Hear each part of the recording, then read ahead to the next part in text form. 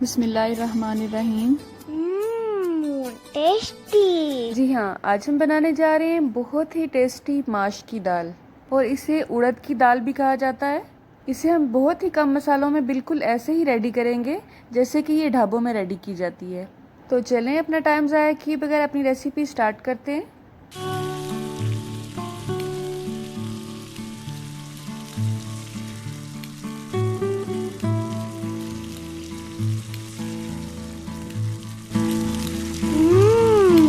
Tasty. तो दाल बनाने के लिए सबसे पहले हम कुकिंग ऑयल लेंगे अपने पैन में, और यहाँ पे मैं 1 कप कुकिंग ऑयल ले रही हूँ।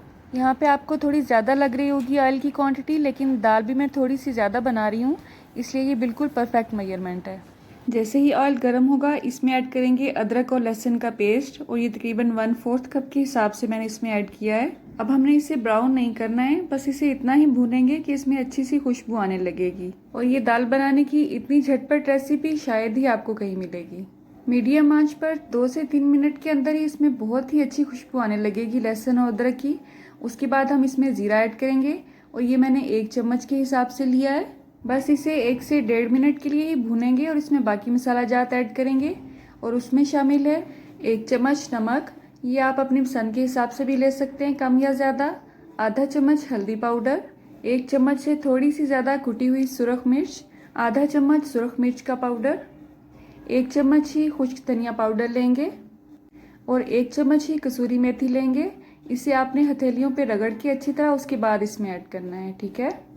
अमूमन हम कसूरी मेथी को अपनी रेसिपी के बिल्कुल एंड पे ऐड करते हैं, लेकिन इस रेसिपी में आपने बिल्कुल इसी पॉइंट पे इसे ऐड करना है।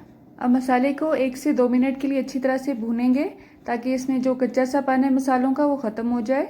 उसके बाद हम इसमें ऐड करेंगे टमाटर का पेस्ट, और ये मैं आपको हमेशा बताती हूँ कि टमाटर को हमेशा छिलके के बगैर इस्तेमाल किया करें। 4 से 5 अदद टमाटर का मैंने छिलका उतार लिया था, और उसके बाद इसे ग्राइंडर में मैंने थोड़ा सा पानी डाल के ग्राइंड कर लिया था। टमाटर का छिलका हमारी किडनी के लिए बिल्कुल भी अच्छा नहीं होता है, इसलिए हमेशा उसे उतार के उसके बाद उसे इस्तेमाल किया करें। अब हम इसे मीडियम आंच पर ही तब तक भूनेंगे जब तक कि टमाटर का पानी अच्छी तरह से इसमें खुश्क नहीं हो जाता। आप देख सकते हैं बहुत ही कम मसालों के साथ बहुत ही अच्छी ग्रेवी अल्हम्दुलिल्लाह इसकी रेडी हुई है।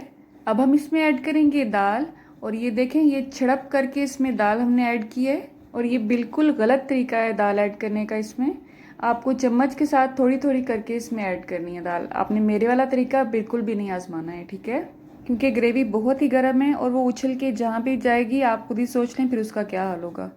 और इस हरकत के बाद काफ़ी देर तक मुझे चूल्हे की सफाई भी करनी पड़ी।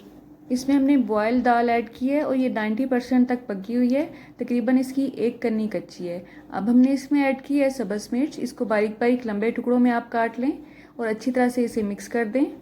दाल को कैसे बॉयल करना है ये आप पे डिपेंड करता है, या तो आप प्रेशर कुकर में उसे बॉयल कर लें और एक्स्ट्रा पानी उसका रिमूव कर दें, या फिर आम पतीली या देगची में उसे बॉयल कर लें। जैसे भी आसान लगता है आपको आप वैसे ही करें। 3 से 4 मिनट मज़ीद भूनने के बाद इसमें हम ऐड करेंगे मक्खन, और ये 1/4 कप लिया है मैंने यहाँ पे। आपको ज़्यादा तरी अगर अच्छी लगती है तो आप ज़्यादा ले सकते हैं। मैं असल में बच्चों की वजह से बहुत ही कम मसाले ऐड करती हूँ। आप अपनी पसंद के हिसाब से अगर आप ज़्यादा स्पाइसी खाना चाहते हैं तो सुरख मिर्च का पाउडर और जो हमने बाकी मसाला जात ऐड किए हैं उनको थोड़ी थोड़ी मिकदार में बढ़ा सकते हैं। दाल तकरीबन सारी गल चुकी है। अब हम इसमें ऐड करेंगे गरम मसाला पाउडर, और ये आधा चम्मच मैं ले रही हूँ। आपको ज़्यादा स्पाइसी अच्छा लगता है तो आप 1 चम्मच ऐड कर सकते हैं, ठीक है। बारीक बारीक कटा हुआ सब्ज़ धनिया ऐड करेंगे, जूलियन कट में कटी हुई अदरक ऐड करेंगे, और चूल्हे की आंच को बंद कर देंगे। और अल्हम्दुलिल्लाह बहुत ही टेस्टी दाल हमारी रेडी है। अल्लाह आप सबका दस्तरखान सजाए रखे और हम सबको सेहत और ईमान का रिज़्क अता फरमाए।